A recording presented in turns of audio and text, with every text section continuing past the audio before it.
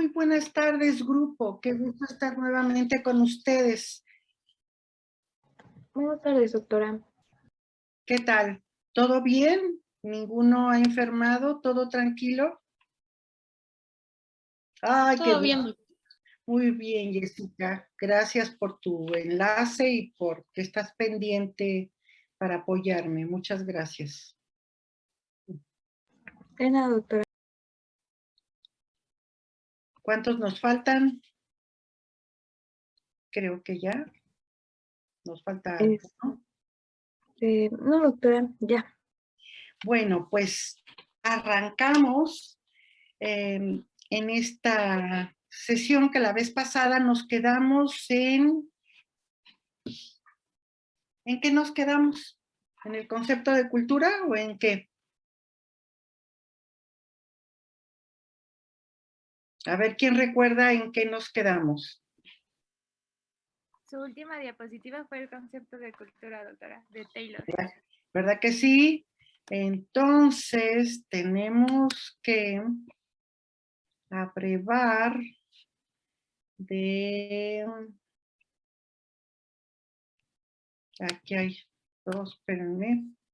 Francisco y Gerardo. Y ahora, ¿cómo hago para quitar la que tenía? Está compartiendo pantalla. ¿Cómo hago para cambiarla? ¿Cómo, doctora?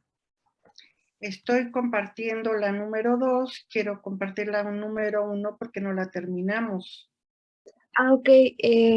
¿Le pone en pantalla? ¿Se ve? En compartir pantalla en el icono verde y escoge la presentación. El nuevo No, función. creo que no. Se está compartiendo pantalla, pero lo que se ve es una madre con su bebé, ¿no? Sí.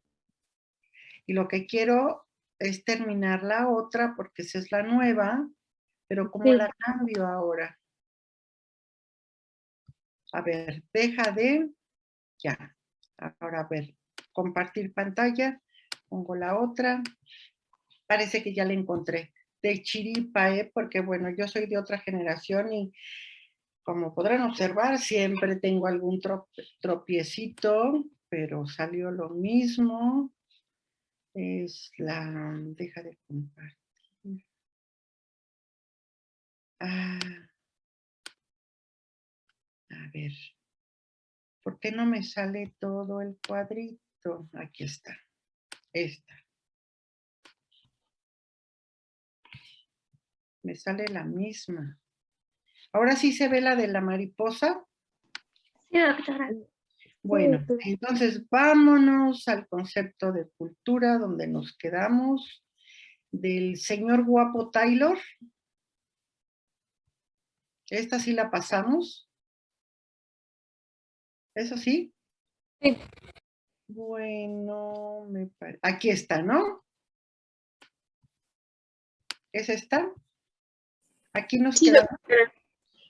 Bueno, entonces le vamos a pedir a alguien que tenga una voz a todo dar y me suena como que Paola tiene bonita voz. A ver, Paola, léenos esto que nos decía Edward P. Taylor, este inglés, acerca de lo que es el concepto de cultura, que lo debemos de tener, pero al tiro, ¿eh? Adelante. En su sentido etnográfico más amplio, cultura o civilización es ese todo complejo que comprende conocimientos, creencias, arte, moral, ley, costumbre y cualquier otra facultad y hábito adquirido por el hombre como miembro de la sociedad. Bueno, pues entonces con eso que se lo van a súper aprender, tenemos que entender que dentro de la cultura también hay economía. Y esta economía fue estudiada de manera muy constructiva por un filósofo, pero su aporte es desde la economía, y es Carlos Marx, donde nos habla de que a partir de la industrialización cambia el perfil epidemiológico porque entran en juego las relaciones económicas como determinantes del estilo de vida. Y esto repercute obviamente en la salud. No siempre el derecho, la protección, las leyes van al parejo de la evolución de la economía. Y siempre existe un grupo de personas que poseen el poder económico y otras que solo poseemos nuestra fuerza de trabajo y la tenemos que vender. Y no siempre el precio es el más adecuado. Cuando inicia la etapa de la industrialización en Europa, en el siglo XIX, inician una serie de relaciones desiguales, relaciones de explotación, porque todavía no está bien establecido las reglas del juego en relación a cuánto ganas según las horas que trabajas. Tampoco estaba establecido que se prohibía el trabajo infantil. Tampoco estaba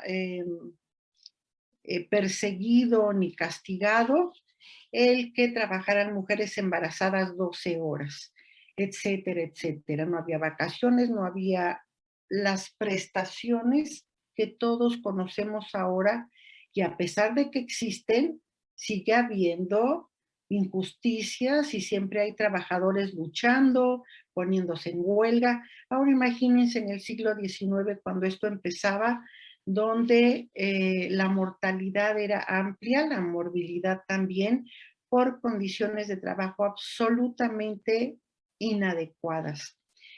Él establece que quien tiene el poder económico es dueño de los medios de producción, es el que gana más, y los profesores actualmente en una universidad, pues somos obreros, porque solo vendemos nuestra fuerza de trabajo, no somos dueños de la universidad, a menos que seamos dueños de una universidad privada, ¿verdad? Cosa que no sucede en la mayoría de los casos. Llegamos así a qué es entonces la antropología médica. Ya vimos lo que es la antropología general. Pues la antropología médica es la ciencia social que tiene por objetivo el estudio de la persona en lo individual y colectivo en relación al proceso salud, enfermedad, atención y muerte. Son 4. SEAM, para que se lo aprendan por la primera letra. SEAM, salud, enfermedad, atención y muerte, sustentada en la investigación de manera integral, holística y comparativa, analítica y crítica, cuyo método central y distintivo, recuérdenlo en antropología médica, es el que se realice etnografía, o sea, trabajo de campo, como lo que vieron en la video con Bronislaw Malinowski, estar ahí donde suceden las cosas, para registrar lo que observamos, escribirlo o grabarlo. Y este es que el problema a investigar puede ser un solo estudio de un caso a profundidad. Existen tesis de posgrado en que el problema de investigación fue de un solo caso, o puede ser de 10, de 20, de 50. Lo importante es que debe ser un trabajo con metodología etnográfica.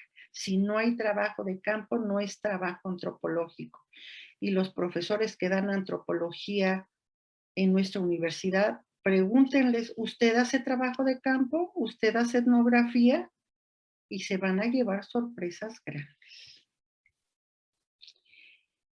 La participación de un médico cuando está en contacto con poblaciones diferentes es un asunto de mucha responsabilidad, porque muchos médicos creen que en esta época nosotros somos protectores, padres casi, de los pacientes, y que nosotros somos los que tienen la palabra para decidir qué es lo que siempre deben de hacer. Dentro de la antropología médica y la interculturalidad esto no tiene cabida. porque ahora se escucha al otro, porque la interculturalidad es diálogo. Entonces ahora es, ¿usted por qué cree que está enfermo? Tener su punto de vista. ¿Usted por qué cree que llegó a este punto su glucosa? ¿Usted qué cree que es lo que produjo su enfermedad? Y establecer puentes para nosotros poder hacer llegar desde el conocimiento que tenemos a una cultura distinta y no crear confrontación. Para muchos, la consideración del estado sanitario de algunos pueblos es razón sobrada para actuar sobre ellos por simples razones humanitarias. Pero una estructura social es un todo. Cuando cambia un elemento, toda la estructura se modifica, se reajusta. Muchas veces en la ayuda humanitaria las personas dicen, pues vamos a Haití, que el temblor, que están muy pobres, vamos a ayudar, vamos a juntar comida, ropa, y van y la reparten. ¿Cómo hace esto? Tápese con esto. ¿Averiguaron un poquito por lo menos si eso es lo que comen? ¿Y qué tal si ustedes les llevaron cochinita pibil en lata o leche y son intolerantes a la lactosa? ¿Qué sé yo? Por poner 2 ejemplos. La buena voluntad puede ser muy loable, pero hasta para la ayuda humanitaria no hay que creer que vamos a un gallinero y le aventamos un puño de maíz y se lo van a comer las gallinas. Estamos hablando de personas. ¿Será que eso es lo que comen? ¿Tendrán un destapador para tantas latas? Adentrarse en la diversidad, pues es un asunto sumamente de interés, de honestidad, para no tratar de imponer algo a lo que no están acostumbrados. Aquí tenemos el ejemplo de Fray Bernardino de Sahagún, que cuando llegó a la Nueva España, realmente de los pocos misioneros que se hizo preguntas. ¿Cómo voy a entender esta población, que es la primera vez en mi vida que vengo, que no sé nada de ella? ¿Cómo voy a poder realizar mi trabajo? Lo primero que hizo, y no estudió antropología, y no llevó la asignatura de interculturalidad, tuvo bastante sentido común y fue crítico, no con la situación, consigo mismo. ¿Qué puedo hacer? Como son las 3 preguntas que se hacían los griegos. ¿Qué puedo conocer? ¿Qué puedo aprender? ¿Qué puedo hacer? Y lo primero que hizo fue aprender el idioma. Y fue muy listo, porque con quien principalmente pudo aprender el idioma de una manera rápida fue con los niños. Con los niños que él establecía primero una relación pues muy lúdica, ¿no? Y después con los adultos aprendió el idioma náhuatl y se enfrentó que en este país no existían a la manera occidental bibliotecas. Era otra la manera de transmisión del conocimiento de manera oral, generación por generación. Pero ¿quién es el que enseñaba al otro de generación en generación? Pues era el que tenía más experiencia, es el que había vivido más, eran los ancianos.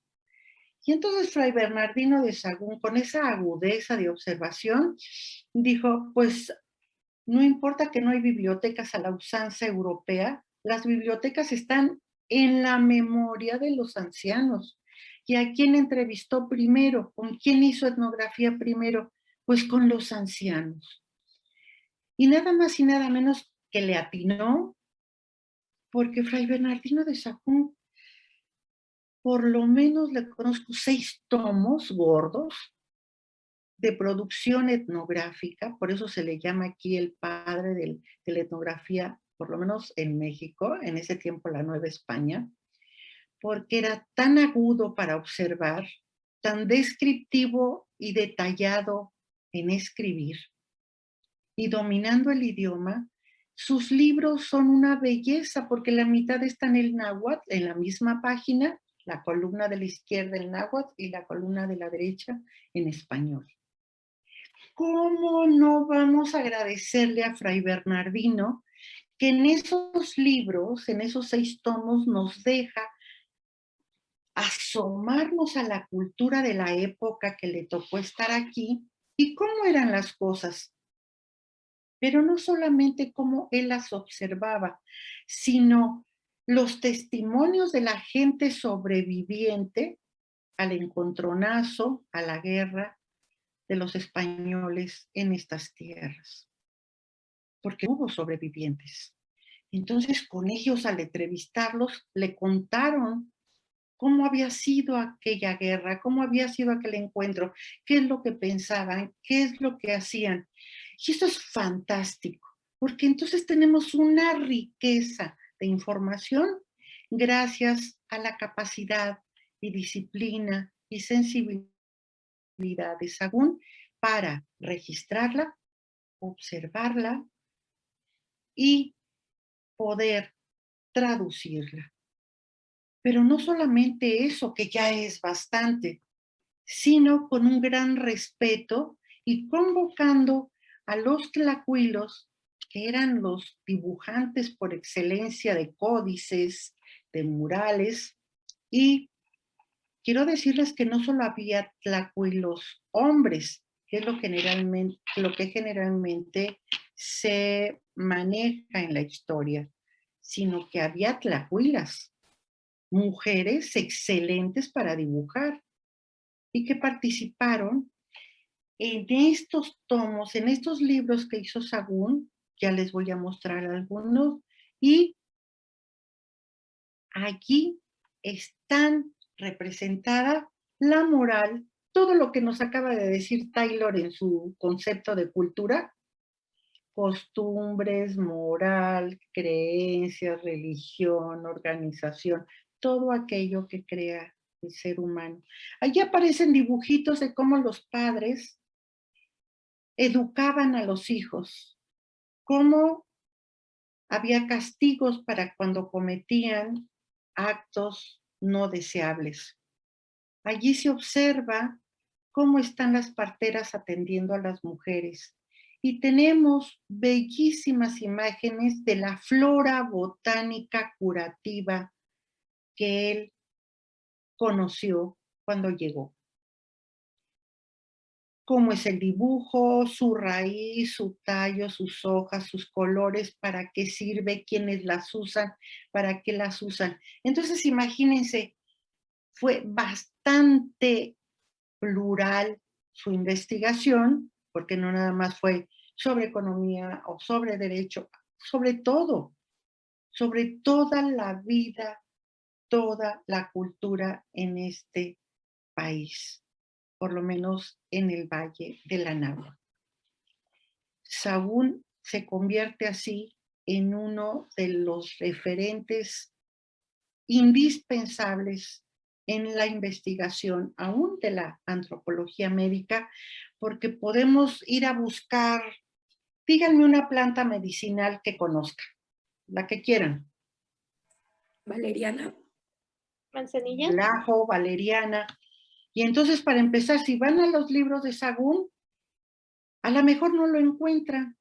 Y es que resulta que esa planta, ese recurso, no era originario de aquí. Entonces también eso aprendemos. O aprendemos que sí, en efecto, es originario de aquí, cómo lo representaban gráficamente, quiénes lo utilizaban, para qué lo utilizaban y cómo lo preparaban. Le tenemos que agradecer enormemente a Fray Bernardino de Sahagún.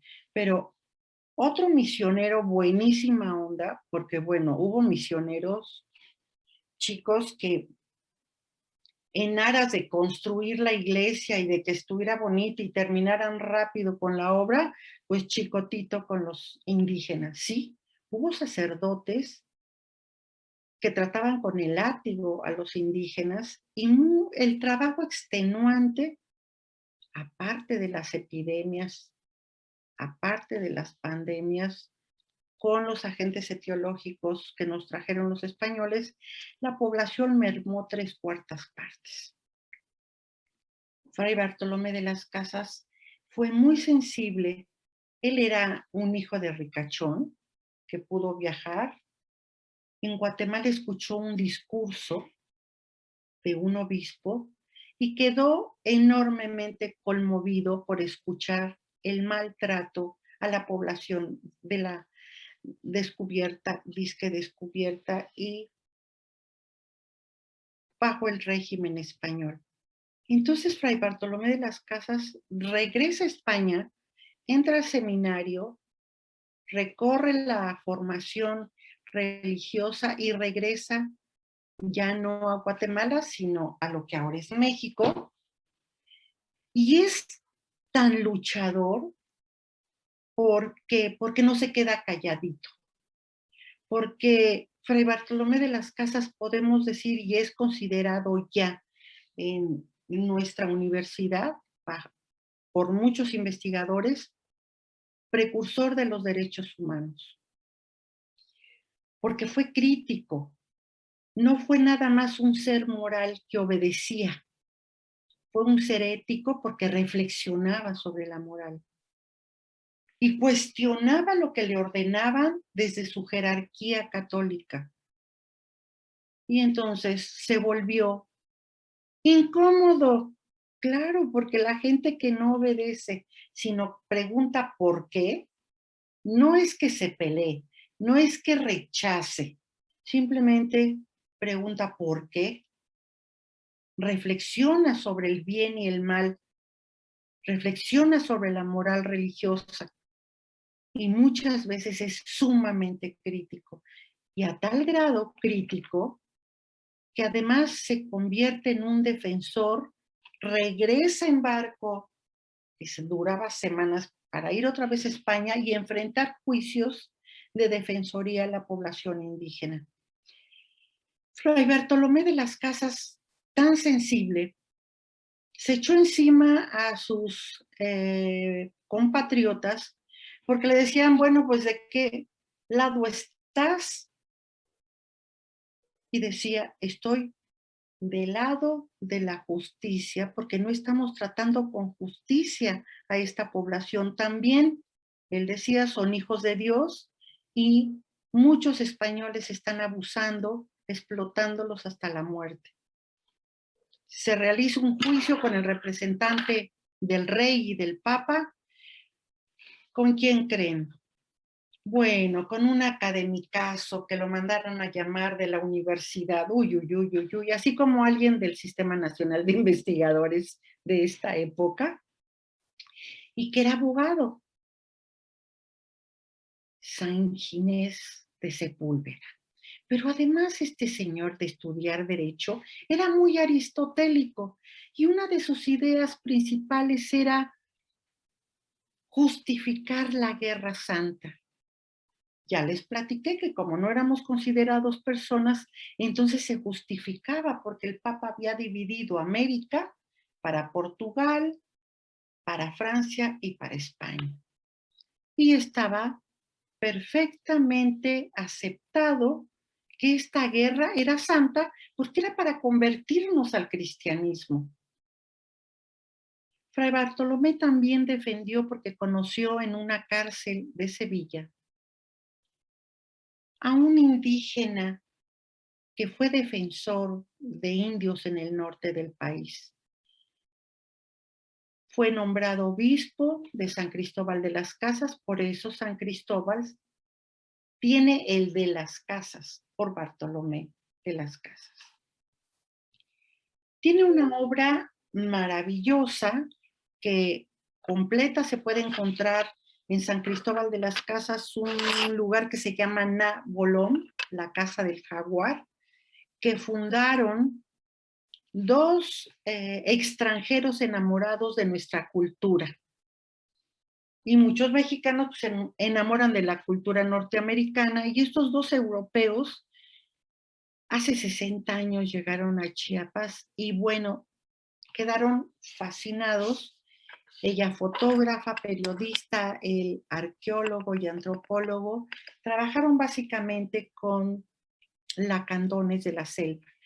Allí podemos encontrar en esa biblioteca, yo he estudiado en esta biblioteca las obras de Fray Bartolomé de las Casas y encontramos una maravillosa etnografía. Con todas esas indicaciones y sugerencias que nos da Malinowski, para hacer etnografía, estar en el lugar de los hechos, verificar que lo que nos dicen es lo que hacen, verificar que lo que hacen responde a lo que nos dijeron, nosotros no hacer juicios, sino primero registrar y entonces ya después tratar de hacer algo con eso. Muchas riquezas de conocimiento. Pero recordar que la antropología médica, al hacer uso de esta metodología, la utiliza para tratar de mantener la enfermedad y entender por qué otros pueblos diferentes asignan la causa de enfermedad, por ejemplo, al rompimiento o a la desobediencia o haber pecado, etcétera, etcétera. Y entonces nosotros decimos, no, eso no causa enfermedad, son los virus, son las bacterias, son los parásitos, son las células que se reproducen incontroladamente.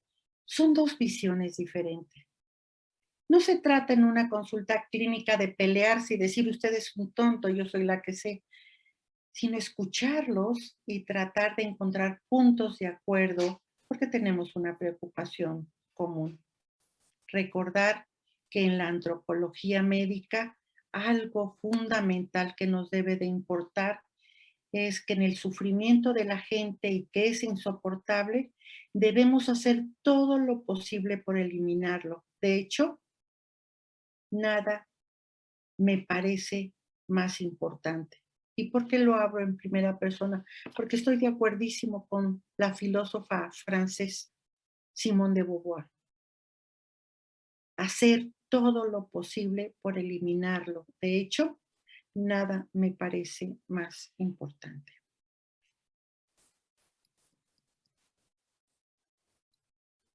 Estamos en una profesión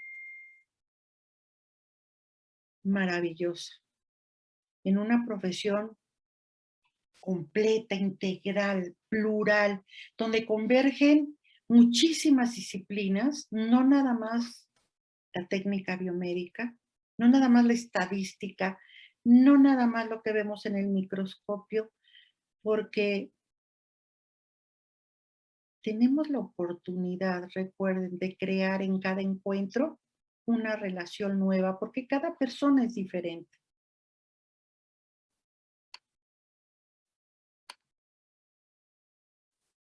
La importancia de la etnografía en la práctica clínica tiene que ver también con la posibilidad de enriquecer la calidad del encuentro. Ay, déjenme, voy a cerrarla para que no me haga ruido. Y poder compartir la que sigue. Ay, ¿y dónde quedó la? Oh, Dios mío. Vamos a...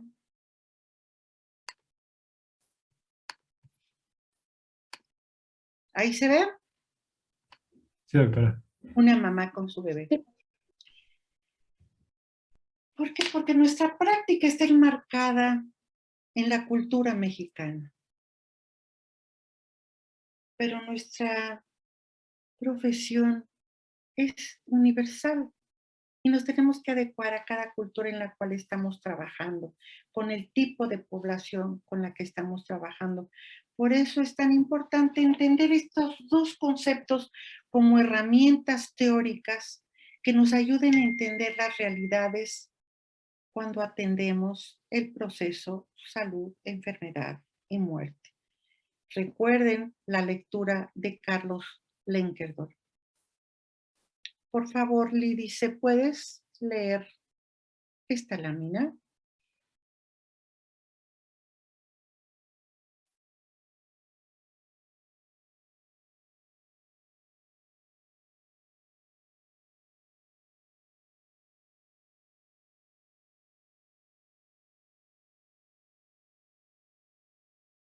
¿No les parecen ofensivos estas asignaciones para clasificar a la población? Pues estas eran las maneras de clasificar a la población en el virreinato y en esta Nueva España. Durante la colonia se prolonga el uso del concepto de raza para entender las diferencias.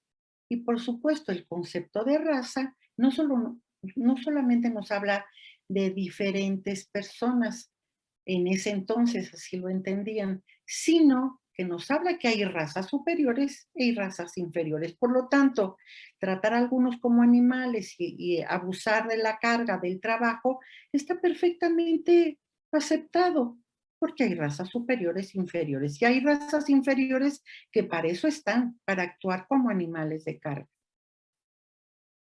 Por favor, Daniel, ¿puedes leer esta lámina? Se me traba un poquito, doctora. ¿La leo toda? Clasificación social en el virreinato. Clasificación social en el virreinato. Grupos sociales básico. Blanco, indio y negro. Castas. Mezcla de español e indio, mestizo. Español y mestizo, castizo. Español y negra, mulato. Español y mulata, marisco. Español y marisca, chino, albino. Morisco. Ah, perdón, morisco. Español y morisca, chino o albino. Español y albina, salta atrás. Indio y salta atrás, lobo. Lobo y china, jíbaro. Lobo e india, zambaigo. Zambaigo e india, cambujo. Zambaigo y loba, calpamulato. Cambujo y mulato, albarazado. Tente en el aire y mulata. Albarazado. Albarazado, perdón. Tente en el aire y mulata. No te entiendo. Albarazado y mulata, barcia. Barcino y mulata, coyote. No te entiendo e india, toma atrás.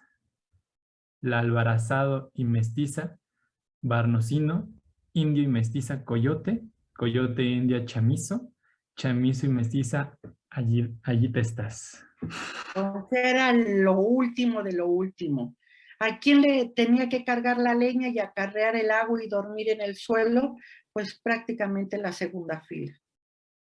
Y los otros, pues de cocineras, sirvientes, nanas. Bueno. Por favor, Paola. No, tú ya leíste, ¿verdad, Paola? Sí, ya, doctora. Vamos a pedirle entonces a Eunice. Adelante, por favor. Proyecto postrevolucionario. Construcción del Estado-Nación, planteamiento por la élite política e intelectual, transformación de la sociedad mexicana por medio del proceso de depuración racial. ¿Qué más? ¿No se alcanza a ver? Ya. Ya. Una de sus manifestaciones concretas, el racismo. ¿Ven cómo se ha ido gestando el racismo desde la llegada de Hernán Cortés y de Cristóbal Colón? Porque desde que pisaron esta tierra, decidieron, como venían en representación de los reyes católicos, y como nosotros no éramos católicos, en ese momento decidieron que por nuestra diferencia física y no ser católicos éramos inferiores. He allí la primera raíz del racismo. Pero que después por la élite criolla fue reforzada esta idea porque fueron los criollos quienes organizaron la independencia. No por salvar a los indios, no nada más, sino por salvarse ellos mismos, porque ya vimos desde la anterior sesión que una de las preocupaciones y de los núcleos problemáticos de la investigación en antropología es el problema de la identidad.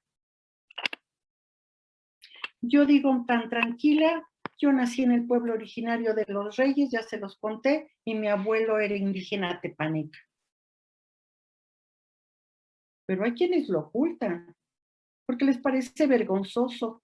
¿Cómo le voy a decir a mi novio que yo nací en un pueblo originario y mi abuelo era indígena? Y como tengo un novio güerito, chance y me corta. ¿Por qué ocultamos lo que somos? Por eso la identidad es un asunto fuerte en antropología. Estos criollos tenían un problema de identidad. No eran aceptados de igual manera en España porque habían nacido aquí, ya sea de padre español y madre india o de madre española y padre indio. Entonces no eran aceptados del todo en la península, pero aquí tampoco por los indios porque eran hijos de español o de española. Entonces el problema de la identidad es muy complejo. Ellos fueron precisamente los que querían algo donde se sintieran que formaban parte, porque en ese momento no eran parte de ninguno de los dos lados. Y los privilegios eran sobre todo para los españoles. Surge así estos movimientos independentistas, otros con muy buena voluntad. Quien puso la sangre fueron los indios. Pero los indios con la promesa que iban a ser liberados. ¿Y qué pasó? Pues los clasificaron, los discriminaron, los excluyeron del proyecto nacional, porque dentro de esta élite de intelectuales, con José Vasconcelos al frente, pongo a José Vasconcelos porque en especial tuvo una historia de formación profesional y personal muy particular.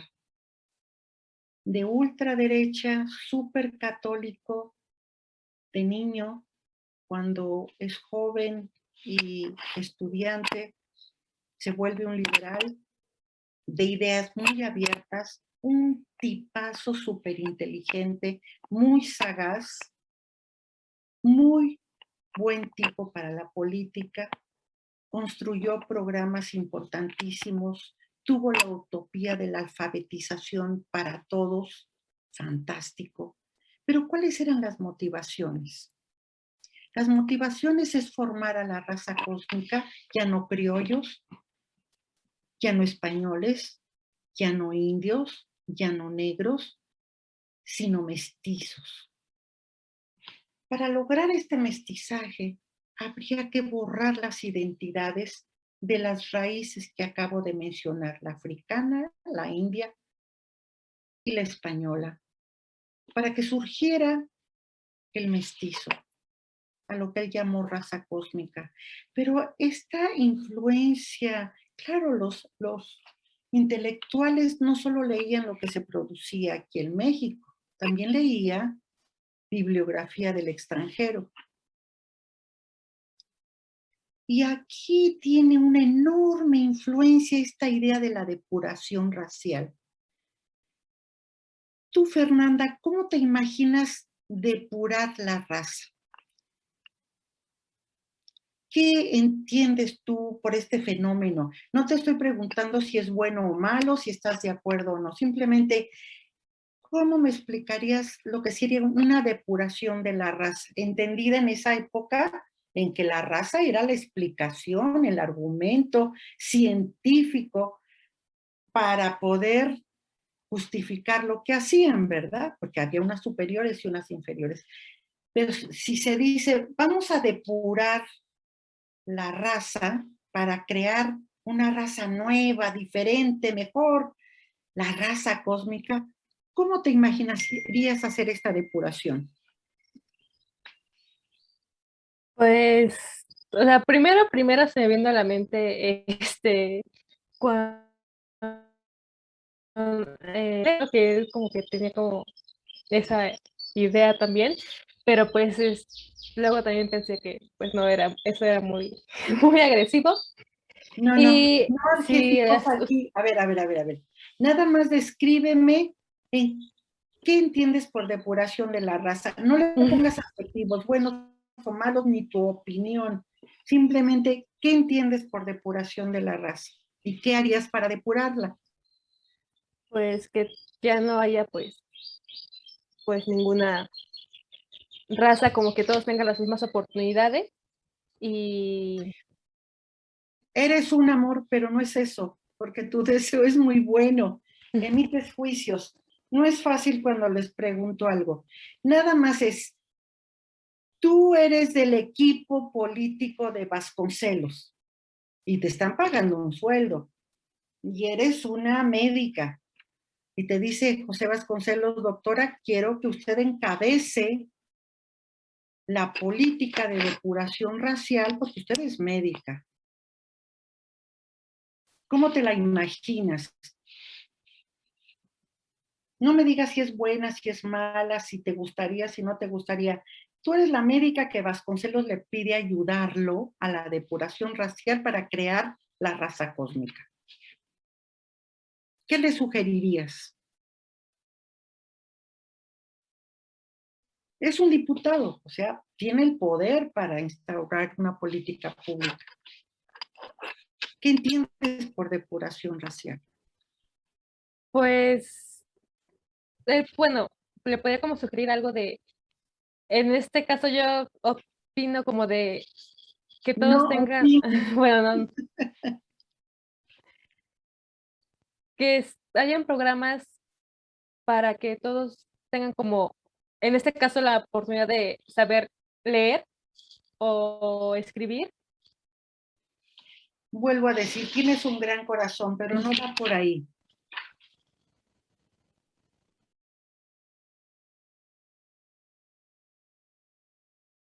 Así es, así es. Por ahí va, así de fuerte, así de fuerte. Eliminar personas que no cumplan con las características de lo que él denomina raza cósmica. ¿Y qué es lo que denomina? Primero, que sean mestizos, que ya no sea negro, que ya no sea indio, y si es indio y habla una lengua indígena y tiene sus costumbres, sus tradiciones, su cultura, pues sabes qué, papacito, la vas dejando.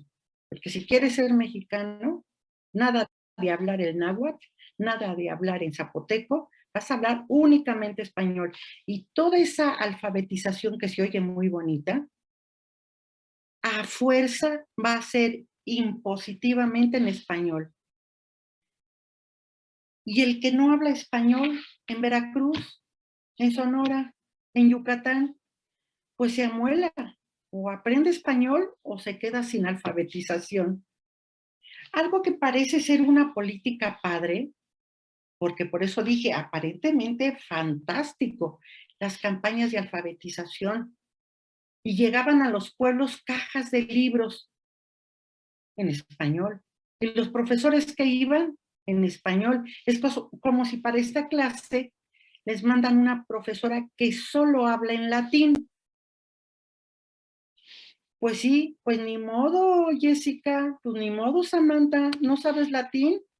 Pues tienes un problema porque la maestra habla en latín. ¿Quieres ser doctora?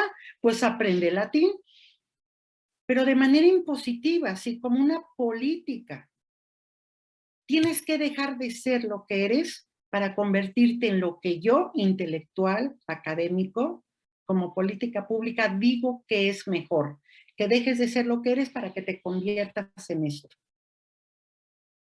Eso es etnocidio, muchachos. Borrar la identidad de alguien, porque todos pertenecemos a alguna etnia. Y etnia no quiere decir ser indígena. Puede ser japonés, puede ser italiano, pero pertenecemos todos a un grupo determinado, no racial, a un grupo étnico. Entonces, bueno, ya no más casarse mestizos con castizos, porque esto, todos los que están en oscuro, si se siguen juntando y mezclando, pues no va a haber raza cósmica. Vamos a seguir, según ellos, sin ser un país de avanzada, moderno. No entraremos, no sé qué me recuerda del salinato, ¿no? Por ahí de algunos regímenes en que no vamos a entrar a la modernidad. Y entonces la eliminación de lo que se considera estorba, aunque sean personas. Este fue el proyecto posrevolucionario. Construir un Estado-nación sin indios, sin negros, y si hay combinaciones, por favor, que sea con blanquitos, porque la pigmentocracia ha sido durante toda la historia un asunto nada menor, que provoca muerte, solo por el color de piel. Este era el planteamiento de la élite. Vasconcelos tuvo influencia de las lecturas. Recuerden, estamos hablando los años 30, de la preguerra, de la Segunda Guerra Mundial, donde ya circulaba ideología difundida precisamente por un país y un régimen que pensaba semejante, pero no solamente para su país, sino para el mundo. Es necesario depurar la raza para que solo quede la verdadera raza, que es la alemana. Doctora, Así. Sí, adelante. una pregunta. En este contexto en el que bueno, estamos como enmarcados, también esta forma de identificar o darle ahora una nueva identidad y que hasta ahora sigue perdurando, esta imagen del porfiriato del indio pues sentado así con su sombrero en el nopal, que pues como que indica que el mexicano es como flojo así, llega también a impactar o impacta también en esto que comentamos de pues intentar como depurar o dejar mal pues al final a nuestros orígenes, o qué papel juega este tipo de símbolos que se utilizaron pues mucho en el porfiriato y más adelante, ¿no? Donde el indio es, o bueno, el indígena es visto como pues una persona que no trabaja, irresponsable, pues que bebe, o bueno, ¿qué juega o cómo juega ese papel para darle como contexto? Por ahí hay un radio o otra charla que se escucha. Alguien tiene abierto su micrófono y se está escuchando por ahí otra actividad a la mejor académica. Sí, muchas gracias por tu participación. Ahí vamos pasito para irlo entendiendo, cómo la ideología, la manera de pensar, viaja a través de pues bibliografía, de personas que van a uno u otro lugar, que tienen la oportunidad de viajar, y se conocen otras formas de ver el mundo. Es la época en que nuestros académicos, por supuesto, leyeron, como yo he leído sobre el budismo, pero no me he convertido al budismo, y puedo leer sobre muchas otras ideologías. Pero a José Vasconcelos le hizo sentido, entre otros, y precisamente la depuración tenía que ver con eliminar aquellos que no cumplían con el ideal planteado para ser una nación que entrara al mundo de manera competitiva. Y se pensaba que con una población indígena no lo íbamos a lograr, porque se empieza a utilizar el argumento que le sigue a la subestima y a la estigmatización, porque es el resultado, nuevamente repito, de la creencia de que hay razas, primero, y segundo, que hay razas superiores e inferiores. Entonces, cuando identificas cuáles son las inferiores, pues son las que hay que eliminar, porque ¿para qué te sirven? Son inferiores. Empiezas a caracterizarlas y hay una estigmatización de cierta porción de la población que la heredamos hasta ahora. Y para poder ser un Estado-nación moderno, hay que eliminar a los feos, a los prietos, a los chaparros, a los narizones y a los que, de acuerdo a algunas teorías europeas, ya lo van a ver eso en Historia de la Medicina, nos llegan y alimentan a la antropología física, que tuvo un gran auge, en que si hay tantos centímetros de pabellón auricular a pabellón auricular, es delincuente. Que si la nariz tiene un ángulo determinado y mide tanto, es un ladrón. Que si el mentón lo tiene de determinada forma en relación con el cráneo, está loco. Que si tiene una estructura física de tal manera, es un idiota, etcétera, etcétera. Una clasificación absolutamente fuera de parámetros científicos, porque con el avance de la ciencia se han ido cayendo esos mitos. Uno puede ser feo, muy prietito y sumamente brillante, ¿o no? Y hay guapísimos que son una nulidad. Hombres y mujeres que pueden ser bellísimos, como Marilyn Monroe, pero pues en el ámbito de otro tipo, pues no es lo suyo. Pero no por eso los vamos a eliminar. Y ya vas a ver que hubo estrategias para eliminarlos. Eso quiere decir depurar, limpiar, poner un colador en la población para que ahora todos seamos mestizos, seamos blanquitos y hablemos español. Eso, repito, es un etnocidio. Y precisamente quiero que me diga Antonio Izquierdo, ¿cuál es el lema de nuestra UNAM?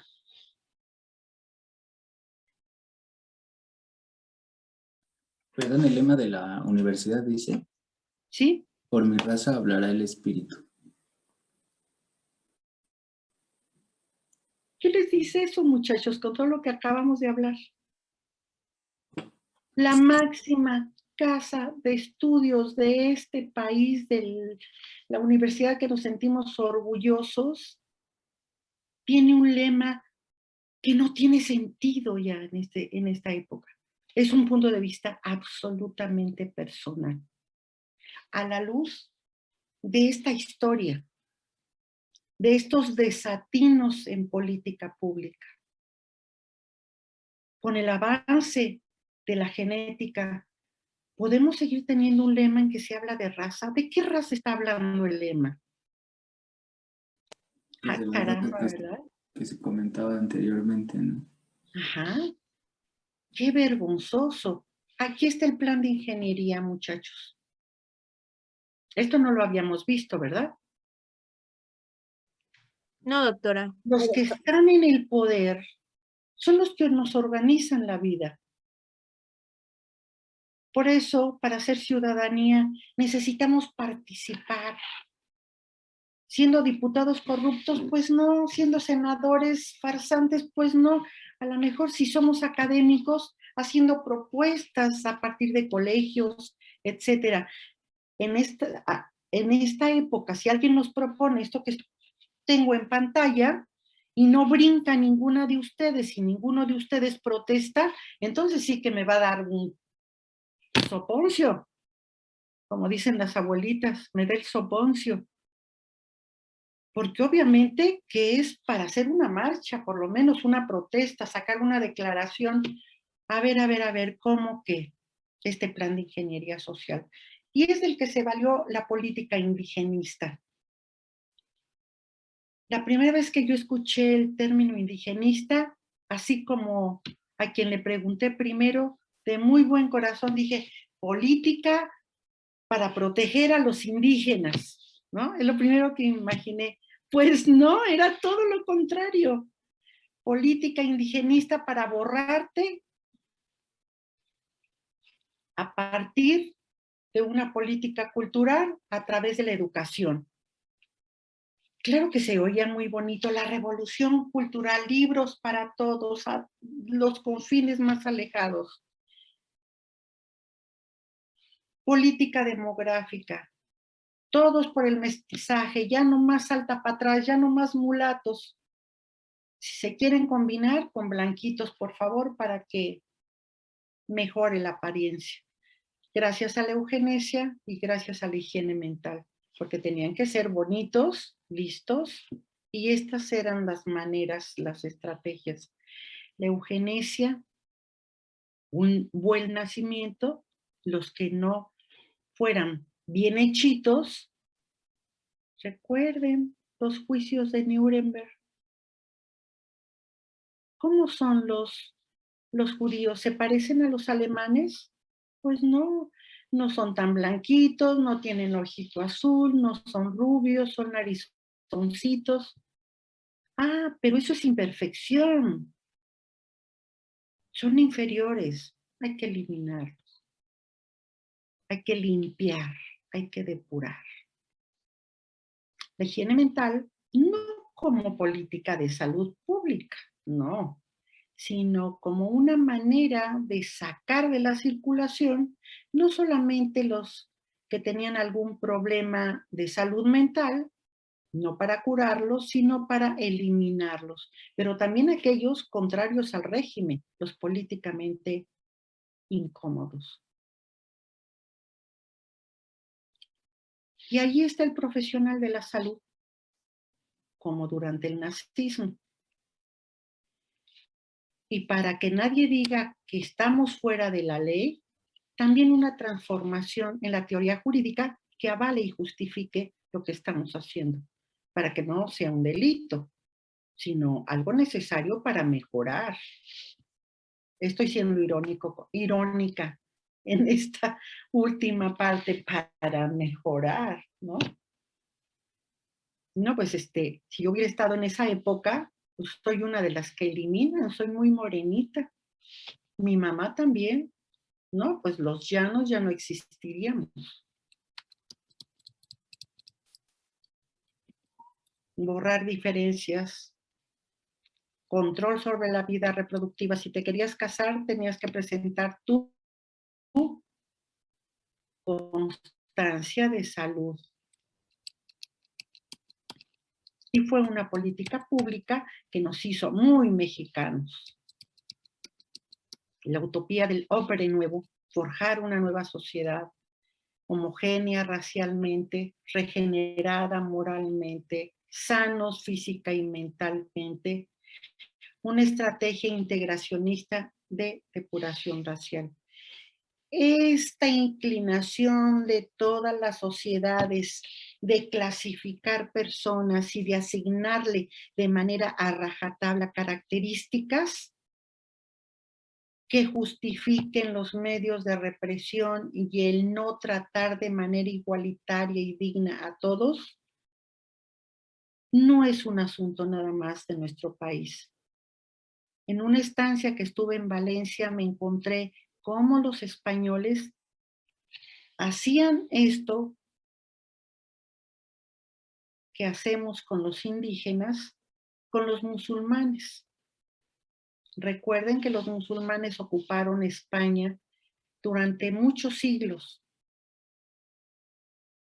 y los expulsaron, prácticamente los empujaron a los barcos para que se fueran de España. Y casi 500 años que estuvieron en España eran tan indeseables como ellos los ponen en sus libros. Así como acaba de decir nuestro compañero, flojos, no dignos de confianza, feos, una manera de hablar con un acento diferente, muy inclinados a la delincuencia, ladrones en la primera oportunidad. Hagan de cuenta lo que acaba de decir su compañero, pero a los musulmanes. ¿Y saben qué hicieron los musulmanes flojos, feos, delincuentes, horrorosos? ¿Conocen ustedes la Alhambra? Por lo menos en internet. ¿Han visto lo que es la Alhambra en España? No, Los doctora. jardines de la Alhambra.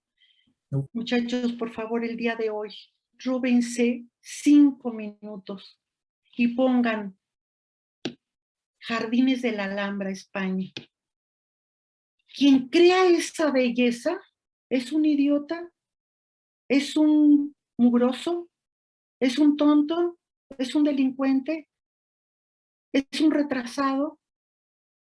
Ese legado maravilloso del que hoy presume España es un legado musulmán. y se refieren a ellos igual que nosotros nos referimos a los indígenas. No aceptan que son lo que son por esa raíz árabe. El cantejondo no es español, es canto sefardí, es herencia de los sefardíes. Es bellísimo. El flamenco. Pero se les olvida su historia como a nosotros se nos olvida, que venimos de una grandeza. Y así es muy fácil discriminar. Y no faltó algún brillante inglés, francés, que le parecimos exóticos los habitantes de América. Aquí tenemos una mujer mapuche de Argentina. Los mapuches eran los verdaderos dueños del territorio que hoy es Argentina. Cuando llegaron de los barcos los italianos a invadir estas tierras, allá no fueron los españoles, fueron los italianos, también hubo tremendas guerras y masacres y eliminaron la mayoría de la población mapuche porque, claro, tenían las mejores tierras, los valles, las planicies. Estuve en un museo en una ciudad que se llama Bariloche, impresionantemente bella, de múltiples lagos. Y encontré en el patio del museo una escultura de un general italiano, todo manchado con pintura roja, y decía asesino, etcétera, etcétera. Cuando entré al museo entendí, fue el que comandó la mayor masacre para eliminar a estos indígenas para quedarse con sus tierras. Y curiosamente, en este lugar, en Bariloche, ha sido un refugio de nazis que escaparon a los juicios, al escrutinio de la historia. Pero la diversidad, cuando no se mira con el lente de la interculturalidad y de que todos somos poseedores de dignidad solamente por el hecho de ser humanos, y que actualmente en este México contemporáneo somos sujetos de derechos, se les llevaba como si fueran animalitos de circo y se cobraba la entrada para poderlos ver. Este libro que tengo en casa, bueno, no les cuento la indignación que me dio cuando lo conocí. Tenemos otras definiciones y aportaciones sobre lo que es cultura, que trata los mismos temas, pero que viene de otras fuentes y quiero que ustedes también lo conozcan. Erika, por favor, ¿me ayudas leyendo la lámina? Sí, doctora. Cultura es todo lo que crea el ser humano al interactuar con su medio físico y social y lo que es adoptado por toda la sociedad como producto histórico. No existen culturas superiores o inferiores. Todas tienen legitimidad por provenir de un ejercicio social de individuos que logran su autoidentidad, con valores y comportamientos auténticos adoptados como válidos por el grupo. Muchas gracias. Reyes Rebeca, ¿serías tan amable de leer?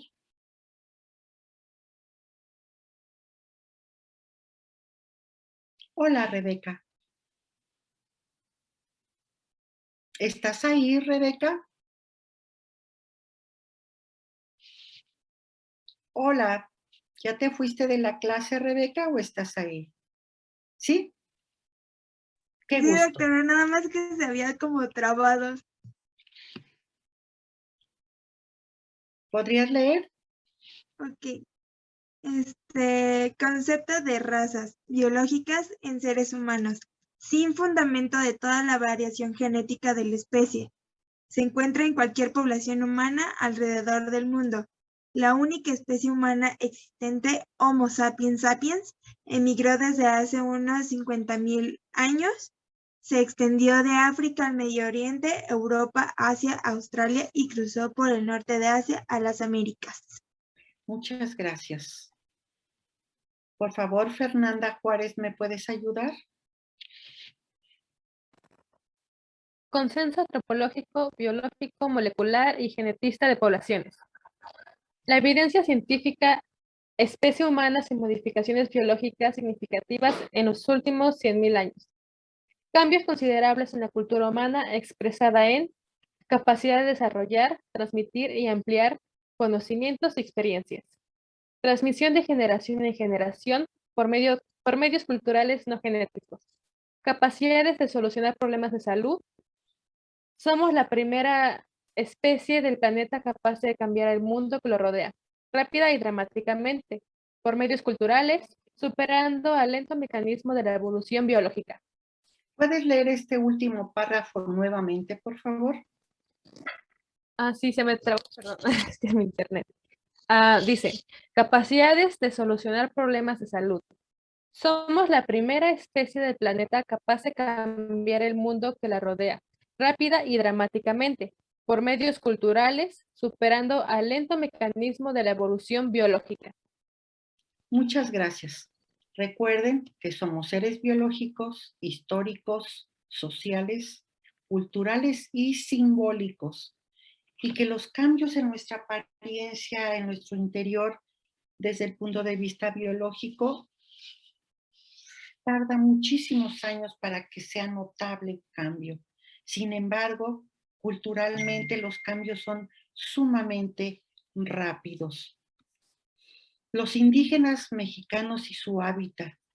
¿Y dónde están esos indígenas que hablamos tanto en México postrevolucionario, en la política indigenista, que por fortuna, gracias a esa depuración, no los eliminaron a todos, se siguen reproduciendo y cada vez son más, y qué maravilla? ¿Dónde están? Todo el mundo piensa que siguen allá en las montañas, solitos. No, ya los encontramos en Canadá, en Ecuador, en Francia, en Inglaterra, en Estados Unidos. Y muchos indígenas de Oaxaca cruzan México para llegar a Estados Unidos y ni siquiera hablan español, cosa que le hubiera dado mucho coraje a Vasconcelos. Hablan zapoteco y aprendieron inglés. Están en todos lados ya, con este fenómeno que ha acompañado a la humanidad siempre, que son las migraciones, buscando mejores condiciones de vida. Están aquí en la Ciudad de México, a lo mejor alguno de ellos está en tu casa, ayudando al jardín, a las labores domésticas, cuidando un bebé. No nada más en el campo.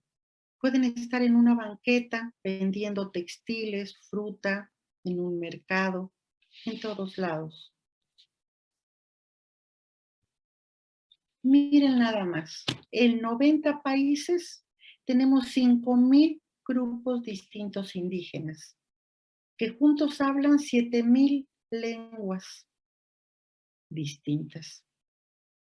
De la población mundial son el 5%. Y todavía hay algún idiota moral que dice, ay, son bien poquitos, ¿por qué te preocupas? Así fueran 10, son seres humanos. Y ese 5% de la población mundial, estamos hablando de 370 millones de personas. Pero además, el 15% de la población más pobre del planeta. En México, no es el naranja del COVID, es la presencia de los estados, la presencia indígena. La que está en naranja suavecito es la que tiene muy poquita, muy poco significativa población indígena. Que vean es Baja California Sur y algunos estados del noreste. Pero ¿qué tal en el sureste, la península y en nuestra frontera con Estados Unidos? Simplemente Oaxaca.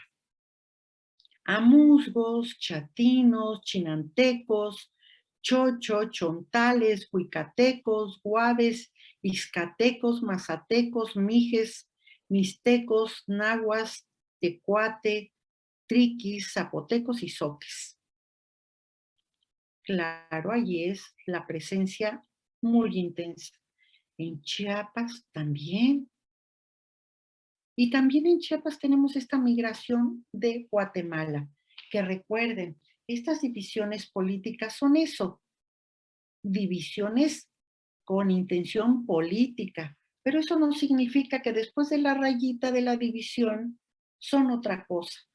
Toda la península, todo Guatemala, todo Honduras, son mayas.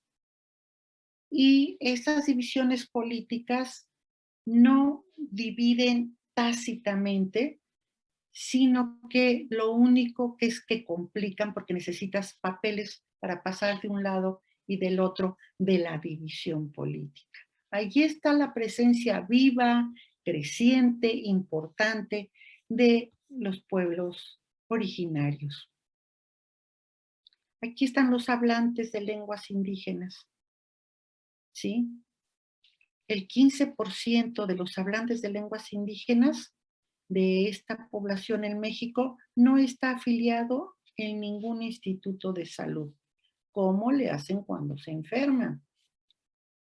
La mayoría de los hablantes de lenguas indígenas son mujeres. Esto se explica de alguna manera, entre otras cosas, porque la mujer se queda en el hogar con los niños mientras el hombre migra en búsqueda de empleo y esta necesidad le hace tener que aprender otro idioma para poder conseguir trabajo. Aquí tenemos, imagínense, en México el último censo, 11.13 millones de habitantes indígenas, la mayoría sin servicios de salud, y los principales hablantes en México son del náhuatl, del maya, del zapoteco, del mixteco y del otomí. 2 de ellos son de Oaxaca, el otomí o ñañú, que es del Estado de México, el náhuatl, que puede estar disperso desde Veracruz hasta la parte de Xochimilco, Estado de México, y el maya, generalmente en el sureste, Chiapas, Quintana Roo, Campeche, Yucatán, etc.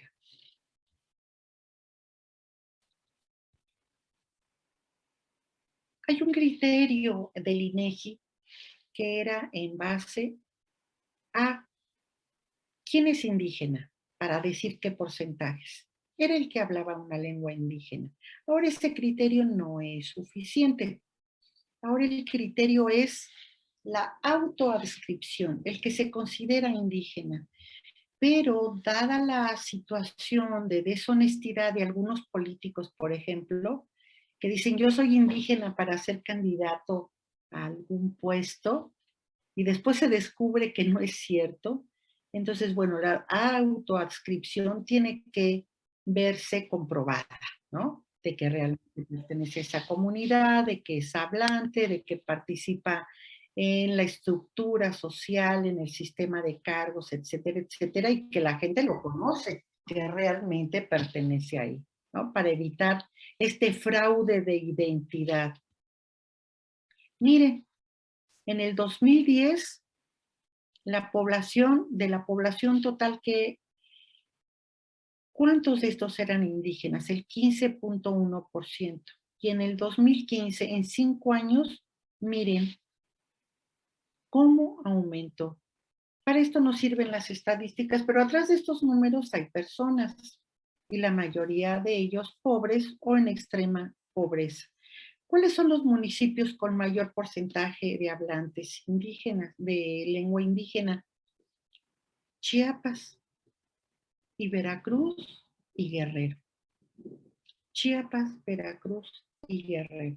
Y con esto quiero hacer hincapié en un comentario altamente ofensivo y discriminatorio. Yo soy coyoacanense, no voy a decir el nombre de la persona, pero quedó con un cargo público en esta alcaldía. y dijo,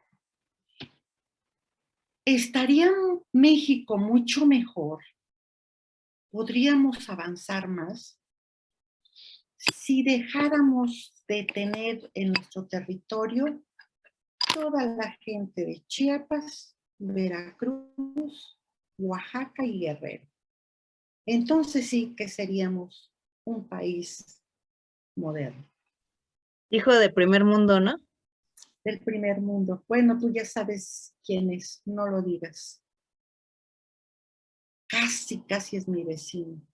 Qué horror. Y aquí en mi casa, la casa de ustedes, Epsilon 248, la colonia Romero de Terreros, es un albergue de indígenas.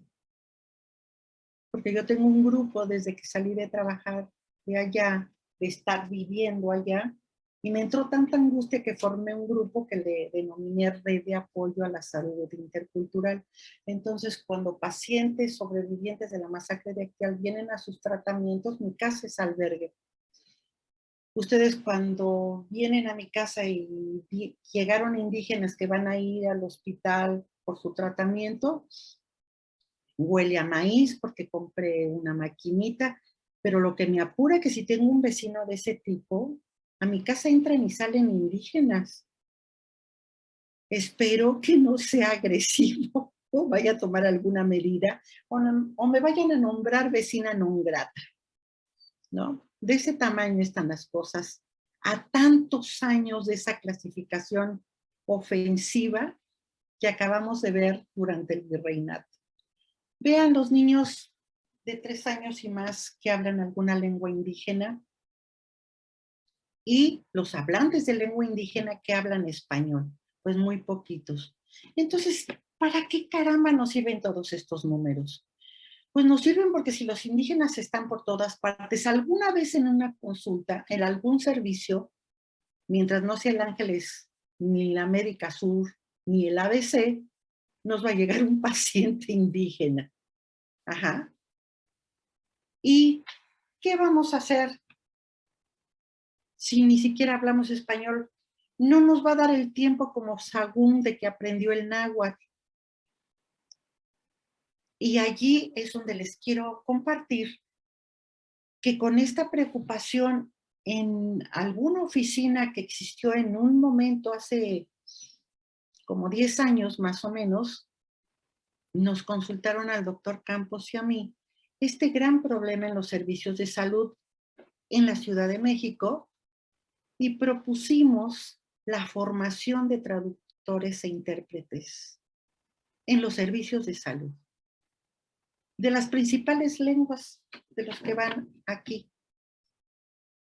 Y una servidora quedó al frente de la coordinación, donde por primera vez, en colaboración de nuestra Facultad de Medicina, y por primera vez en la historia de la Facultad de Medicina de la UNAM, con un organismo de la Ciudad de México, se pudo hacer un diplomado. La Facultad de Medicina ofreció diploma a aquellos licenciados indígenas que cursaran este diplomado para formarse como traductores e intérpretes en los interculturales en los servicios de salud.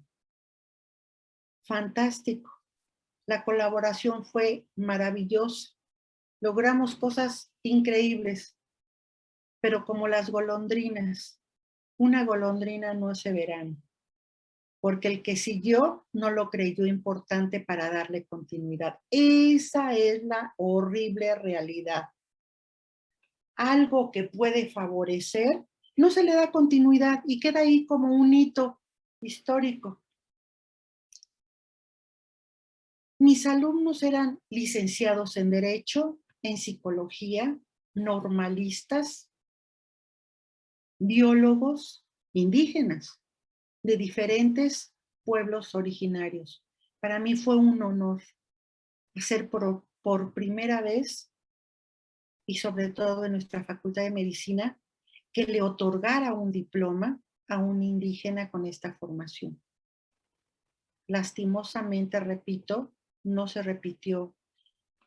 Pero si ustedes llegan a tener como estudiantes, como residentes, como especialistas, un encuentro con un hablante de lengua indígena que se dificulta la comunicación para un servicio de salud de calidad, pueden llamar por teléfono al INALI. Ustedes todo el tiempo traen su celular y son más rápidos que yo.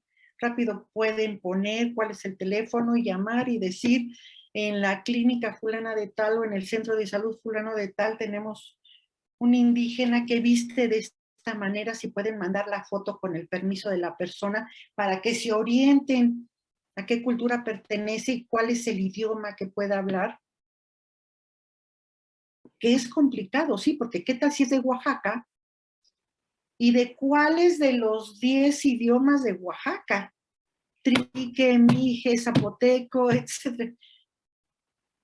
Pero es un intento de dar un servicio de calidad. El INALI es el Instituto Nacional de Lenguas Indígenas que tiene folletos en salud, folletos de educación y promoción de la salud sobre patologías muy específicas, traducidas a diversos idiomas de nuestro país, y también ellos colaboraron conmigo en este diplomado y tienen hasta cassettes, CDs de música para niños en lenguaje, en los diferentes lenguajes indígenas.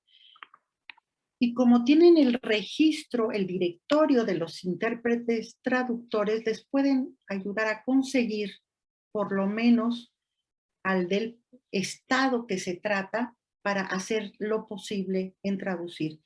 También existen grupos colectivos independientes del INALI que son coordinados por los propios indígenas, y hay uno precisamente donde deberíamos estar dando clase ahorita en el Palacio de la Medicina en el centro, que es Argentina y Brasil, que es Brasil, perdón, y después sigue Argentina y después Guatemala, donde está el Museo de la Mujer, y allí hay otro colectivo, les pueden dar informes, ustedes búsquenlo en internet, o búsquenlo,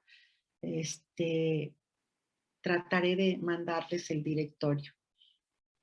Y una ocasión que llevé una paciente al Instituto Nacional de Nutrición, Maya, hablaba Tzotzil, nadie pudo ayudarla. Yo todavía no daba este diplomado, todavía no estaba tan metida en este asunto. Y cuando voy a visitar a mi paciente, me entero al platicar con el residente, pues cómo va, cómo la ves, ya sabes de dónde viene, me preguntó porque prácticamente era monolingüe. Y me dice, doctora, aquí yo veía que se hacían bolas, pero yo soy Tzotzil, yo hablo el idioma. No me tocó esta paciente, pero nadie preguntó, el médico no dijo, ¿alguien de aquí conoce quien hable Tzotzil? O que sea de Chiapas y sepa de alguno de estos idiomas. Y tenían a un residente que hablaba el idioma. Pero déjenme decirles que muchos estudiantes de medicina que he tenido, que son indígenas, no lo dicen en su grupo porque saben que los van a discriminar sus propios compañeros. Algunos médicos le dicen a la enfermera, oye, búscate de los que hacen la limpieza o en la cocina si alguien habla ñañú, por ejemplo. ¿Por qué los mandan a buscar ahí?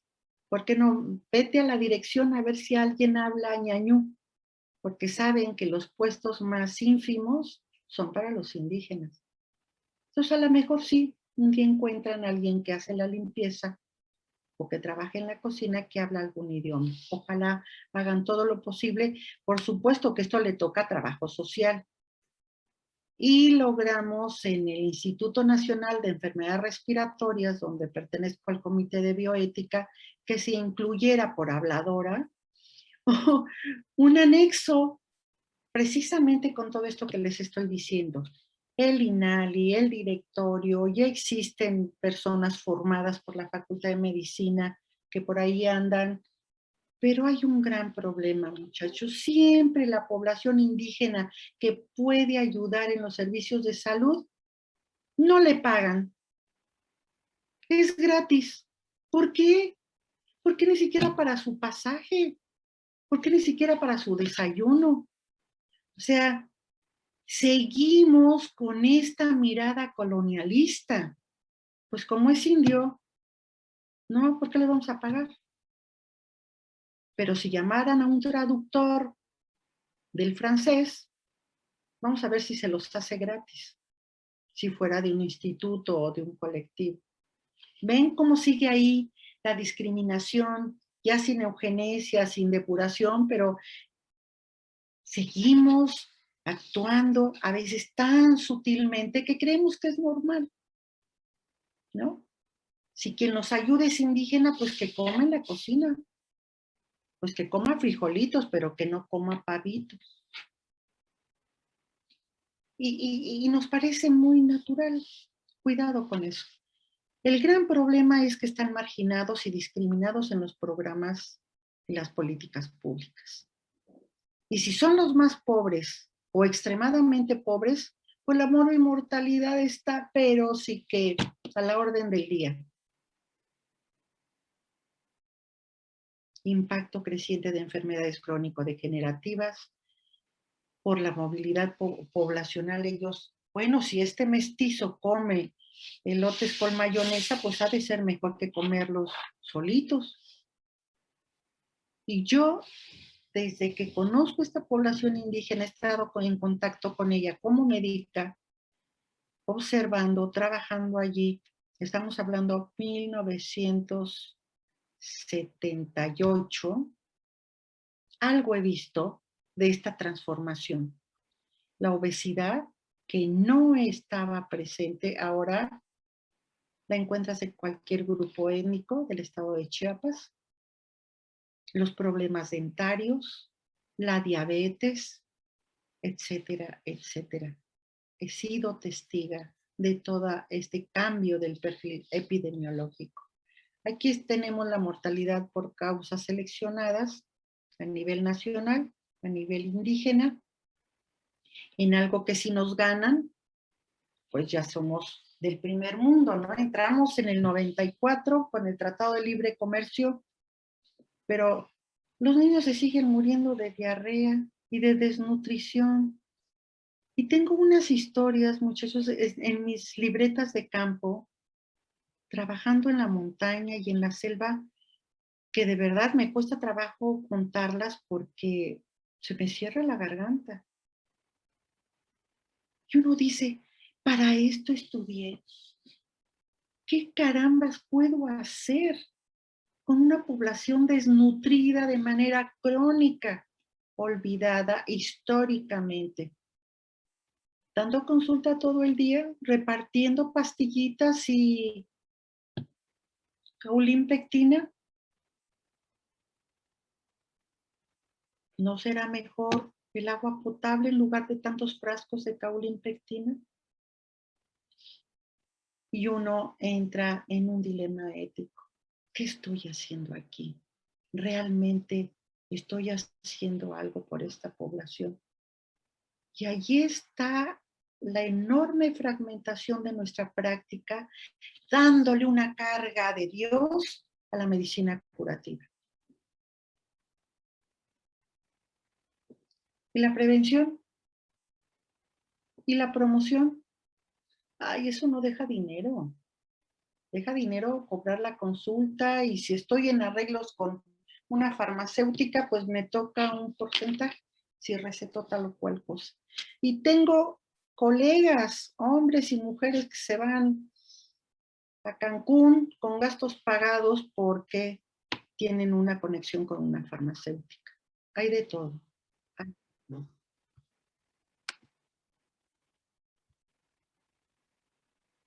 Intentamos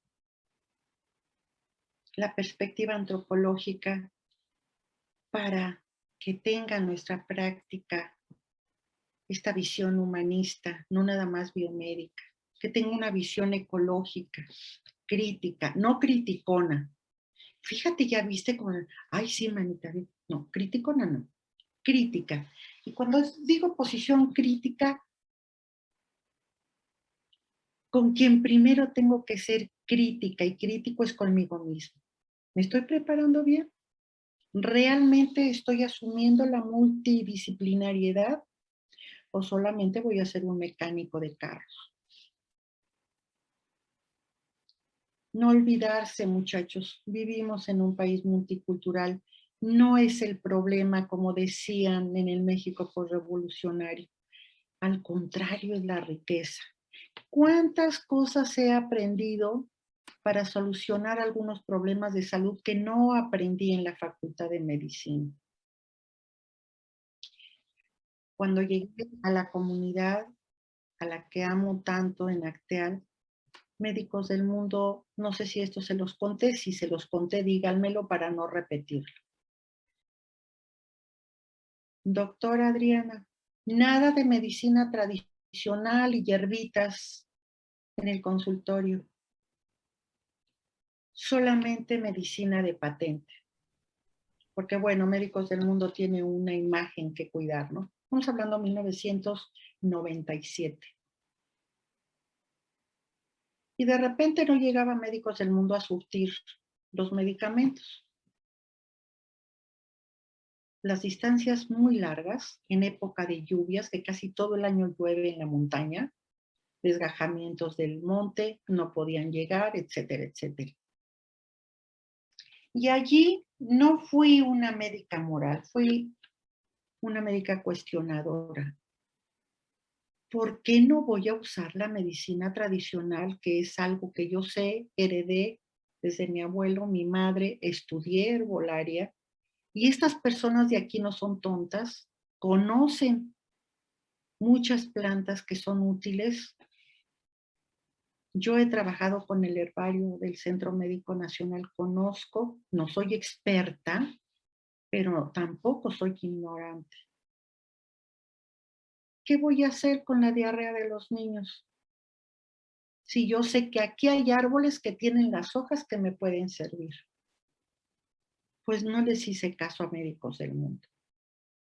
Y empecé a organizar con las madres de familia un taller de medicina preventiva para manejar el agua, para desinfectar los recipientes de agua, porque hervirla, muchachos, que ya sé que están pensando, pues hervirla, era un lujo, porque casi ni siquiera había leña para poder hacer las tortillas. Entonces, caramba, ¿qué hago?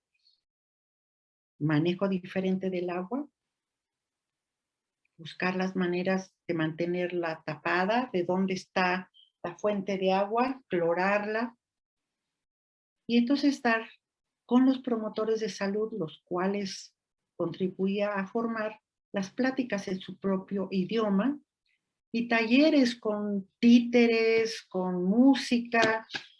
Bueno, uno se tiene que volver muy creativa. ¿Cómo voy a dar un mensaje de salud que sé que es útil en un lugar donde no hablan mi idioma, yo no lo domino, que lo aprendí después? Algo tengo que hacer y no quedarme a esperar con mi batita blanca que me traigan pastillitas, inyecciones y suspensiones. Y fantástico. Nunca se los dije a Médicos del Mundo. Estoy en mi país, conozco su cultura, estudié antropología. No cometía ningún delito. Con la autorización de la comunidad se estaba utilizando algo que no es nuevo para ellos. No fueron conejillos de indias, es algo que manejaban. Pero lo potenciamos. Y nos fue, no voy a decir que erradicamos las diarreas, porque siguen sin letrinas. Yo ya no vivo ahí, se vino abajo lo del agua potable, alcanzamos a cubrir el pozo, lograr con la Cruz Roja Internacional tomas de agua distribuidas en el campamento con ciertas características, poner lavaderos también distribuidos y organizar la cocina comunitaria. Pero imagínense, si no voy a retomar la sabiduría de la gente que está allí y con lo que yo poseía combinado, solucionamos problemas. Porque finalmente, ¿para qué sirve el conocimiento? ¿Para tener títulos o para resolver problemas? Pues no nada más para tener título, a los que les importan mucho los títulos, sino si no los ponemos al servicio de los demás, ¿para qué caramba sirven? No olvidarnos, ya somos mestizos, sí, porque ya no podemos decir soy indígena tepaneca pura, ya no, pero tampoco soy española pura, aunque mi abuelo lo era. Bueno, pues sí, mucho gusto. Todos nosotros tienen algún abuelo, bisabuelo, tío español, y eso nos hace superiores. Todos tenemos algún pariente indígena y eso nos hace inferiores. A lo mejor dicen, mira qué bonito tiene su pelo fulanita de tal que chinito. A lo mejor tiene un antepasado africano. ¿Y cuál es el problema? Tiremos mitos, aceptémonos lo que somos y no escupamos para arriba. La interculturalidad es una estrategia propuesta por las luchas de los que siempre se han quedado a un lado, marginados. Dicen, bueno, somos parte de este cosmos, de este mundo, pero esta relación queremos que sea justa, respetuosa, de diálogo. La interculturalidad intenta cubrir estos espacios en un no solamente contacto, sino relacionándonos, interactuando en culturas diferentes, donde el ejercicio del poder médico sea armónico y no para dominar, y no sea autoritario. Nuestro país es como estos maíces de todos colores, pero todos sabrosos y nutritivos. Unos son negritos, otros son amarillos, otros son muy blancos. Todos son sabrosísimos. Es una riqueza. Parte del reconocimiento de la diferencia va más allá hacia un diálogo entre culturas a partir de la aceptación y valoración de la propia identidad y la del otro. La interculturalidad así pensada se constituye en una reflexión necesaria, obligada para fortalecer la democracia y para avanzar en la gobernabilidad. ¿Cómo va a haber gobernabilidad si siempre estás tratando a unos como basura y a otros les das todas las facilidades? ¿Sabes qué, Ivette? Tú vas a reprobar el curso de entrada, por lo que estoy viendo. Y tú, Diego, ya tienes 10 de entrada, por lo que estoy viendo. ¿Verdad que no sería justo? No, y aparte da miedo. Te coloca en una situación de mayor vulnerabilidad. ¿Por qué usar el poder para eso? Si hay cabida para todos. Además, los pueblos originarios han protegido por siglos esa biodiversidad. Si no, ya no existiera. Vea cómo estamos poniendo Santa Fe. Santa Fe tuvo una presencia en el pueblo de Santa Fe. Si solo conocen el pantalón, oyen Santa Fe y se imaginan el pantalón, el edificio, no conocen Santa Fe. Santa Fe es un pueblo prehispánico, donde llegó un misionero maravilloso también como Fray Bartolomé de las Casas, Tatabasco. Le decían Tata, el padre, como a don Samuel Ruiz le decían Totic, padre. Y voy a este ejemplo porque tiene que ver con la salud. Recuerden que en la época de la colonia y el virreinato, la salud de la población estaba en manos de la iglesia. Todavía ustedes pueden encontrar algunas iglesias de pueblo con un consultorio o un dispensario, así se denominaba, dispensario, porque dispensaba para los más pobres.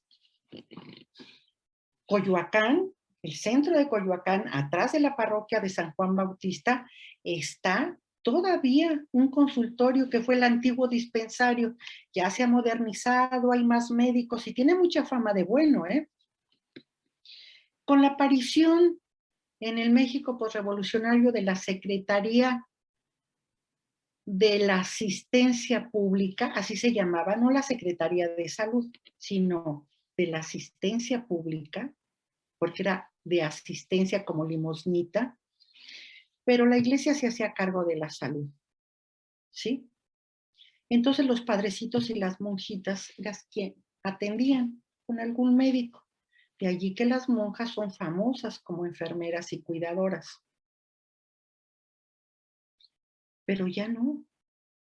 La iglesia ha dejado de tener esa función. Entonces, en Michoacán, este misionero maravilloso, aparte de crear una escuela de oficios, no dándoles despensa de solidaridad, ni de prospera, ni de... No administraba la pobreza. Creó una escuela para que aprendieran oficios y por sí solos se ganaran la vida. Y en el ámbito de salud, creó los hospitales pueblo. Escuchen, así se denominaban, hospitales pueblo. El hospital tenía su capilla, su albergue y su cocina comunitaria.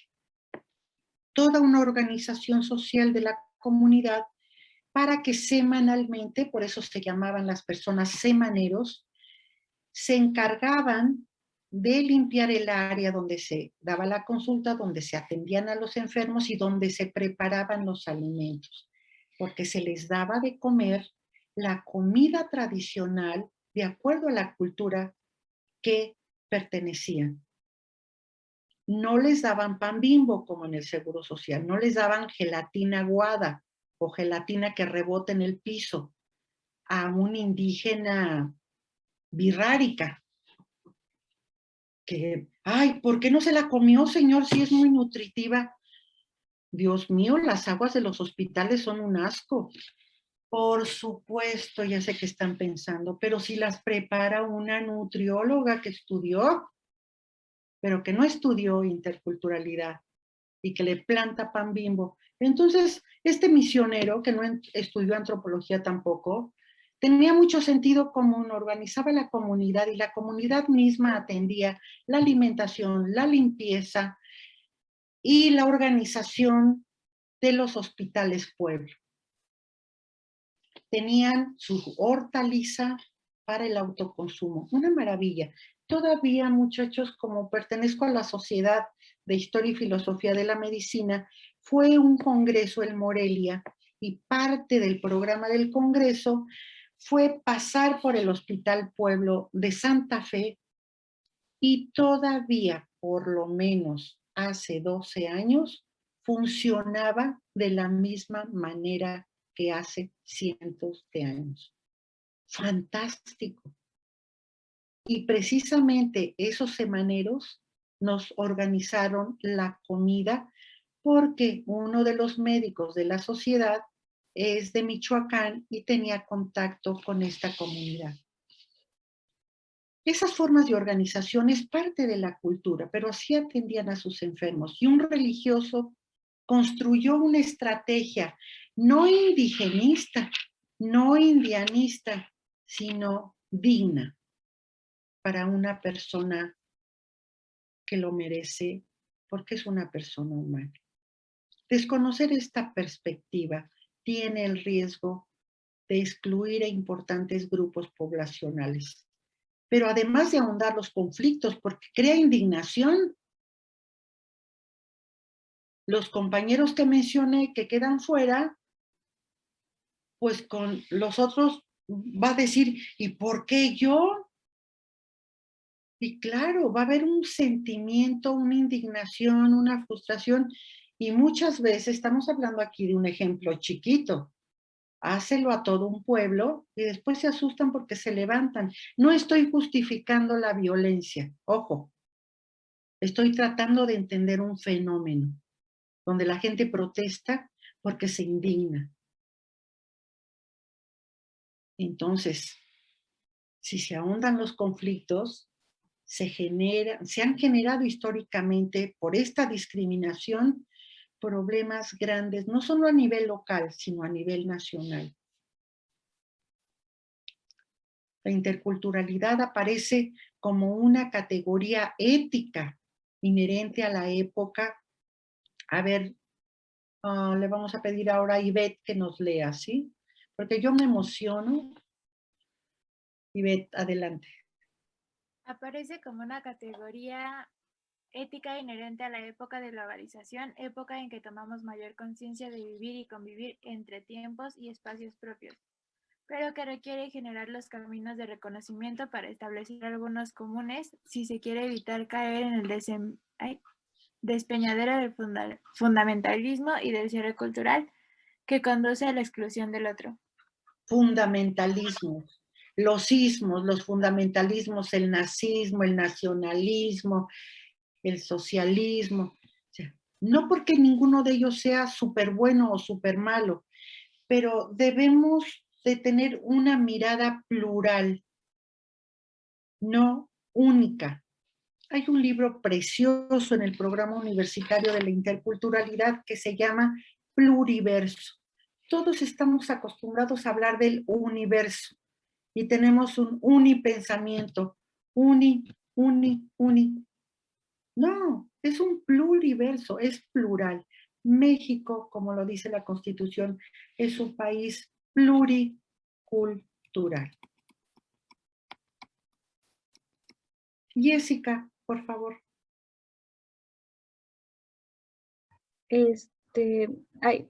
Mi conexión está inestable, pero si me trabo, ¿me podría decir, doctora? Entonces le pedimos a Brenda. Brenda, ¿nos puedes ayudar, por favor?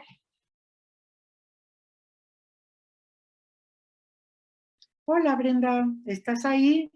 ¿Ya te fuiste? Aquí estoy, doctora. Adelante. El dibujo de manga está muy bonito. Sí es de manga, ¿verdad? Ay, perdón, es que se me está cortando ¿Qué No me hagas pidió, doctora? fuerte. A ver, ¿qué pasa, muchachitos? ¿Se van a preparar en un buen lugar? ¿Están recibiendo una clase? ¿No es clase de costura? Por favor, prepárense para poder participar. Entonces le vamos a pedir a Francisco. Francisco, ¿nos ayudas leyendo esta lámina, por favor? Sí, doctora. Gracias. Sistemas de salud. Formas organizadas de respuesta social para hacer frente a las acechanzas de la enfermedad, el accidente, el desequilibrio o la muerte. Cualquier forma de organización que las personas hacemos para responder a esto se llama un sistema de salud. Hay tres formas de sistemas de salud.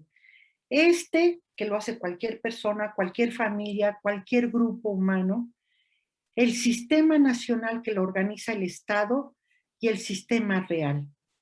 Ya nos leyeron cuál es el sistema en general.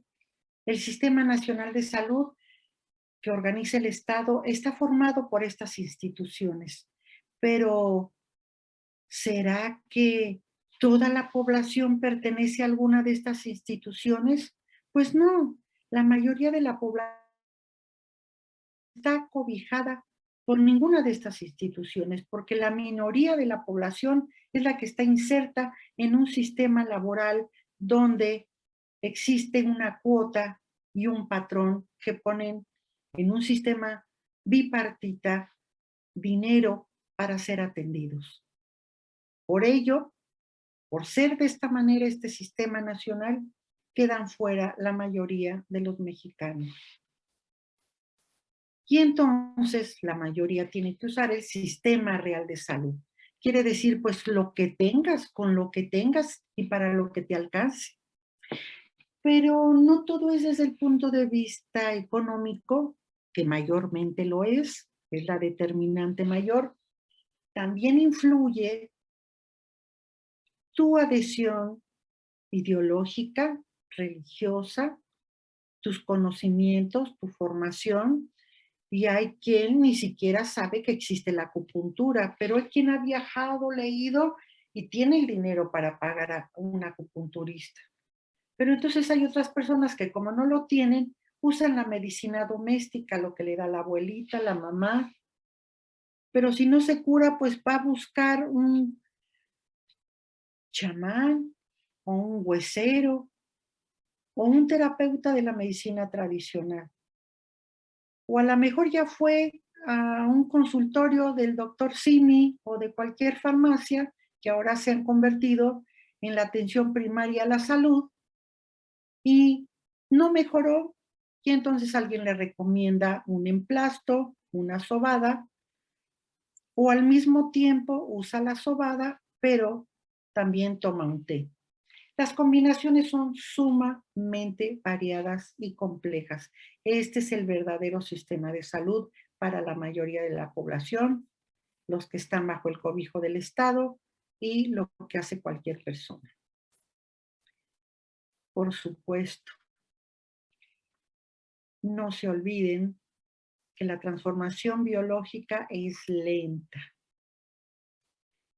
que la transformación cultural es más rápida, que esto es lo que nos diferencia dentro de las especies animales, la creación de cultura.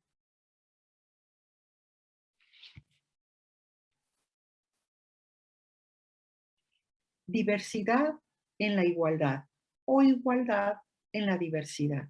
Dos criterios básicos hasta este momento universalizables para el respeto al diferente, a la diferente, a los distintos en todos aspectos, la dignidad y los derechos humanos.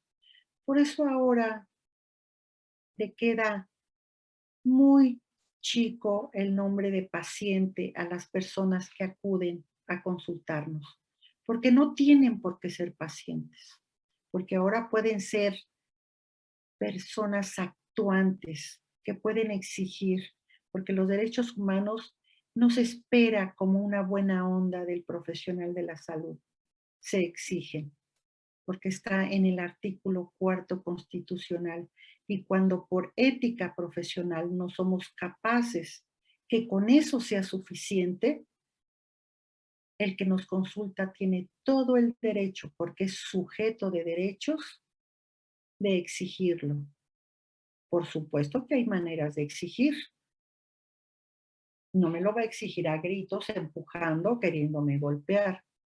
Pero igual yo no tengo que darle un derecho como se me pega la gana autoritariamente, ausente de humanismo, de ética médica, y entonces tiene que entrar la parte punitiva que es el derecho. Y nos vamos hasta el Ministerio Público. No tenemos que llegar a ese punto. Respeto a la dignidad y a los derechos humanos. En todo lo demás, a cada paciente, a cada padeciente, a cada consultante lo tenemos que tratar en base a esos dos criterios. Pues chicos, por el día de hoy, como solo tenemos 2 horas, vayámonos al descanso largo hasta el viernes. Y si alguien tiene una música que proponer, con mucho gusto me lo manda a decir el día antes y le permito que la ponga, porque también quiero escuchar sus gustos. ¿Qué es lo que prefieren ahora los jóvenes? Aunque yo tengo 3 hijos jóvenes, sobre todo una de ellas, estoy hambrienta de conocer también lo nuevo. Muchas gracias. Que tengan una linda noche. Muchas gracias, doctora. Gracias, Igualmente. Gracias, Yes, doctora. A usted nos vemos. Doctora, buenos días. Gracias. Gracias, doctora. Gracias.